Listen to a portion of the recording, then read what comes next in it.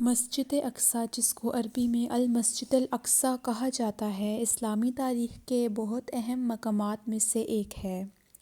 یہ مسجد قدس کے شہر میں واقع ہے، جو فلسطینی خطے میں ہے۔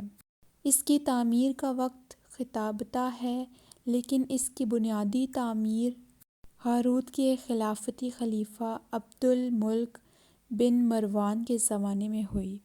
مسجد الاقصیٰ کا نام عربی زبان میں بعید ترین مسجد کا مطلب ہوتا ہے۔ یہ اسلامی تاریخ میں دوسرا قبلہ رکھنے والا مقام ہے۔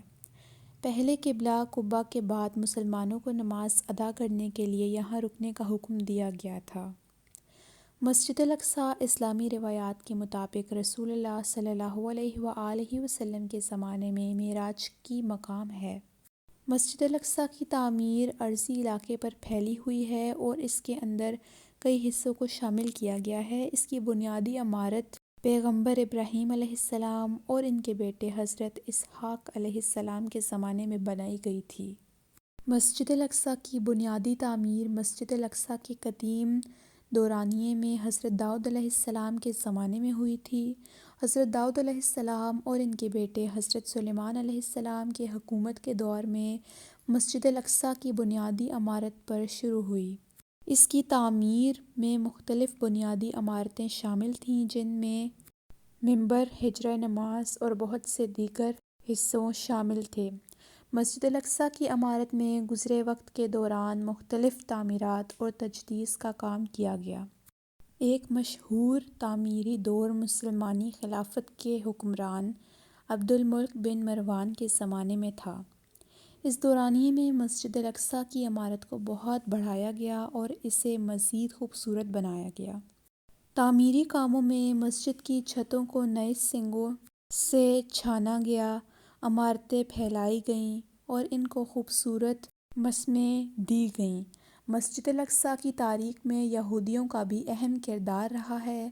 مسجد الاقصیٰ پر یہودیوں کے قربانی کے اعمال بھی نہایت اہم ہیں۔ بعض یہودی طائفوں کو مسجد الاقصیٰ پر اپنی عبادتوں کو پورا کرنے کا مقام تصور کیا جاتا ہے۔ یہودی تاریخ کے دوران مسجد الاقصیٰ پر تعمیری تبدیلیاں بھی کی گئیں۔ مسجد الاقصیٰ کا اہم تاریخی واقعہ 1967 کا ہے، جب اسرائیلی فوج نے فلسطین کے علاقوں کو ضبط کیا اور مسجد الاقصیٰ بھی ان کے قبضے میں آ گئی۔ یہ بہت بڑی حملہ آوری تھی، جس کے بعد فلسطینیوں نے احتجاج کیا اور اسرائیلی حکومت کے خلاف اعتراضات کیے۔ اسرائیلی فوج نے مسجد الاقصیٰ کو اپنی قوات کے مراکز بنا کر تشدد سے قابو کیا اور مسلمانوں کو مسجد کے داخلے پر پابند کر دیا۔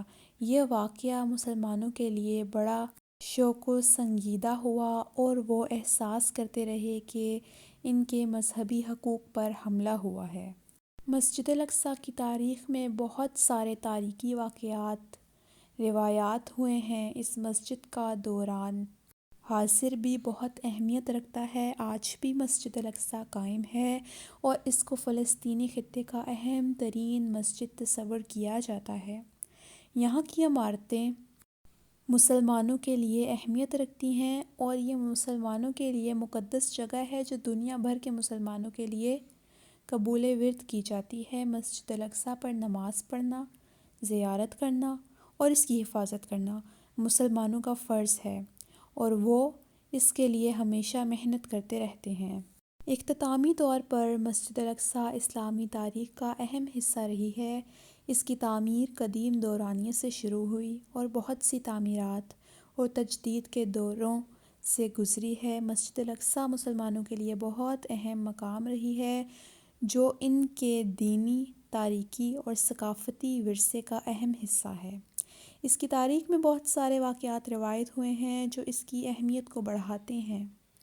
مسلمانوں کے لیے مسجد الاقصیٰ ایک مقدس جگہ ہے، جس کی حفاظت کرنا اور اس کا مقام برقرار رکھنا مسلمانوں کا فرض ہے۔